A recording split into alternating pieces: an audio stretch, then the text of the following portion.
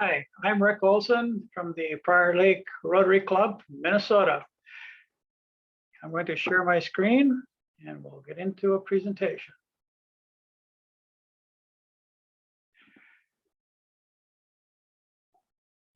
Today, we're going to be talking about improving education, access to water and sanitation in refugee settlements in Uganda. I'm the lead of the person of a global grant team in our club. I first became aware of Uganda and Best Future School in Uganda because of the Roseville Rotary Club sponsoring the Rotaract Club in Nakaveli. One of its members, Julius, founded Best Future School. The community members manufactured the bricks and built the 3-classroom building, here shown on the right here. It's not a great building, but before this building was built, there were many hundreds of kids did not have a school to go to. Now, Nakaveli Refugee Settlement is not a new settlement. It was established in 1958. 132 miles, about a 5-hour drive from Kampala to Mbarara, and then another hour drive on a bad road to Nakaveli. It's attracted refugees from all the countries around it, but majority of the refugees have come from the Democratic Republic of the Congo. Nakaveli is run by the United Nations High Commissioner for Refugees and assisted by non-government organizations. So in the future, if I refer to UNHCR, we're talking about the United Nations High Commissioner for Refugees. Now, Nakaveli is only one of several refugee settlements in Uganda, as you can see. It's a pretty good sized area, 71 square miles, and it holds about 140,000 refugees. Now that number has gotten increased because up to 2014, there was only about 60,000 refugees there. So it's been a huge increase in there and just simply overrun the ability of the UN to take care of them. Now, there's a lot of women and children. Over half of the refugees are under the age of 18. It's not a real pleasant place. It's pretty dry, as this picture can show. This is downtown Nakaveli. Now, the refugees in Uganda are many, about 1.4 million in Uganda. As you can see, it's one of the larger countries in terms of the number of refugees that are in there. Close to us in Colombia, people fleeing from Venezuela is also huge. And the Syrians and so forth into Turkey and so forth are huge. But Uganda is a major refugee refuge. Now there are millions of refugees and forcibly displaced people in the world. This code shows that there are 82.4 million forcibly displaced people in the world. And according to the World Bank, with climate change, that may go up to 143 million by 2015. So refugees and forcibly displaced people is just a huge problem. Now, in the refugee settlements, I didn't take a whole lot of pictures, but I can tell you that the conditions there are grim. Very poor water when they can get it, poor sanitation conditions, and really a shortage of food. Most people are heavily, if not totally, reliant upon the aid of the United Nations. Now, for example, for food, in Nakaveli, if you arrived there before 2014, you received about 24 pounds of corn and 4 pounds of beans per person per month. Now, you can see that's not a great diet either in quantity or quality. Now, they changed the system so that people who arrived there after 2014 get less than $6 per person per month for all their worldly needs: food, clothing, housing, medical needs, etc. Now, that $6 is relevant because the World Bank defines extreme poverty as living on less than $1.90 per day, or about $53 per month. Well, there are thousands of people in Nakaveli living on less than $6 per person per month. Obviously, that is really extreme poverty. Now, things are a little bit better at the Best Future School than when I first got there in February 2020, because Prior Lake Rotary Club funded the construction of this school kitchen so that kids could have a meal during the day. And also a commercial bakery was started there. So that's a bit better. Also, an Australian group funded the the purchase of 30 sewing machines so that women could learn how to sew so they could become more self-sufficient. Now, this sewing center is run with 30 students over 3 months, and then another group comes in. This sewing center was built here, very close to the kitchen. Not wonderful buildings, but very, very serviceable. Now, these buildings have been built by an engineer from Burundi who was forced to flee. He's a very, very talented man and done, a very good job. You could build these buildings for about $4,000. Now, Privat is just one of many very high quality people in these refugee settlements. Another one is Daniel, who's a veterinarian. Now, Daniel had a little business in the Congo, in addition to being a veterinarian, and he was harassed because he was being successful. One night, shots rang out and he shot into his house. He got shot under his armpit, and that's when he decided he needed to leave. And so we are helping fund a bigger project for him to start a growing poultry, hoping that will be a good example of what you can do to be more self-sufficient. Another really quality person there is Cedric. He's another person from the Congo. His father had a business where he traveled from one area of the country to another for some reason. And the people there where he lived thought that he was bringing secrets to the other part of the country. And they harassed him. One night, armed gunmen burst into their house, killed his father right in front of his mother and he and his siblings. His mother and he and his siblings ran out into the night, into the woods. That's when he was 12. He ultimately reached Nakaveli when he was about 20. And the good news is he found his mother and a couple of his siblings there at Nakaveli. He's a very, very talented young man, got an internship to go to Kampala to become a filmmaker. And last time I was there in Nakaveli in August, I brought filmmaking equipment donated by Alight, formerly known as American Refugee Committee. And he is now the most qualified and has the best equipment for making films in Nakaveli. Very talented young man. Another person, the kind of person that's there at Nakaveli and all these refugee settlements is this.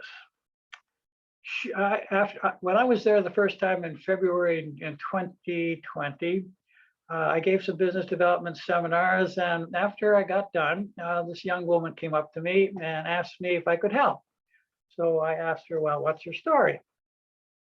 She says, well, her mother and father had a little business in the Congo, and again, because of relatives being jealous, her relatives actually killed her mother and father and some of her siblings. She escaped with her younger brother. She arrived in Nakaveli in January of 2020. And like I said, I was talking to her in late February of 2020. And she just really didn't really want to tell me, but admitted that just to get the next meal for herself and her brother, she had been forced to sell her body. Well, we rescued her from that situation by making her an assistant in the early childhood development area in the Best Future School. And she's blossomed there. And if you saw her on any campus in the United States, she would fit right in. So that's the kind of people and kind of situations that people really come to Nakaveli and all of these refugee settlements. Then there's a woman like Gabriella, who was just a very talented woman as well. And she had some training, and then she would give programs to young girls and on menstruation and about their bodies, attempting to empower these girls more.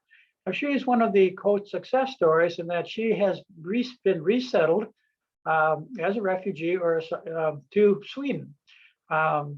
But she is an exception. There are very, very few people who can get resettled, and there is really no place for these refugees to go.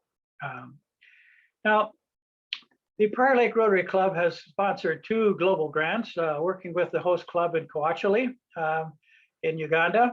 At the school, the situation for sanitation is really gross. There's 2 latrines like this. We're now over 570 students. So we put together 2 global grants. First one would provide educational supplies and furniture for the school, a generator to secure consistent electricity, and a wall to provide for student safety, but keeping kids off the road. Also for building 12 latrines, a water collection system, and 8 hand washing stations, as well as laptop computers. But really the big critical issue, number one in our assessment, is water. When I was there in February 2020, they were getting 3 5-gallon jerry cans of water per day delivered for the 370 students then. So about 15 gallons of water for 370 students, clearly insufficient. Water is collected from 36 water points like this, where people then carry the water. Like there's a man here who makes a living carrying water on bicycles, very common sight. A more common sight is you see girls carrying water. That's the girls' role in life in most of these refugee settlements, carrying water. It's a little bit better there at Best Future School now, but still not great. Like I said, this is a common sight where you're getting water where you can. Obviously, that's not clean drinking water, but you can use it for other uses. The second grant was to really to extend a pipe to Best Future School to serve the school and the surrounding community, which would serve about 500 families, but also in a new part of Nakaveli where they're putting new people that are coming into Nakaveli, Robando. We're going to be putting a 100,000 liter tank up on a hilltop. Water's pumped up there and then gravity flowed to various water points in Robando. So now let's move to Kyaka. Kyaka II Refugee Settlement is what I'm currently working on. Those 2 grants I talked about are fully funded by 52 Rotary clubs around the United States and 4 districts. And the UNHCR has told us, as great as we're doing in Nakaveli, the water situation in Kyaka II is even worse. Can we help? So here's Kyaka II, just north of Kampala. North of Nakaveli. Again, lots of women and children. Kyaka II has about 125,000 refugees, about 31 square miles. And it's got a lot of water points, 151 water points and 62 boreholes. So a lot more water than in Nakaveli. The biggest source of water is actually springs. You can see there's streams like this flowing. When you compare this with Nakaveli, Nakaveli only has 36 water points. So Kyaka II has a lot of water points, but really the issue is the quantity of safe drinking water, because much of that groundwater is polluted. Right now, they only get about 12.2 liters per day of safe drinking water per person.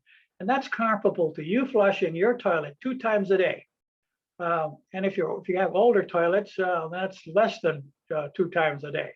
So, safe drinking water is really critical.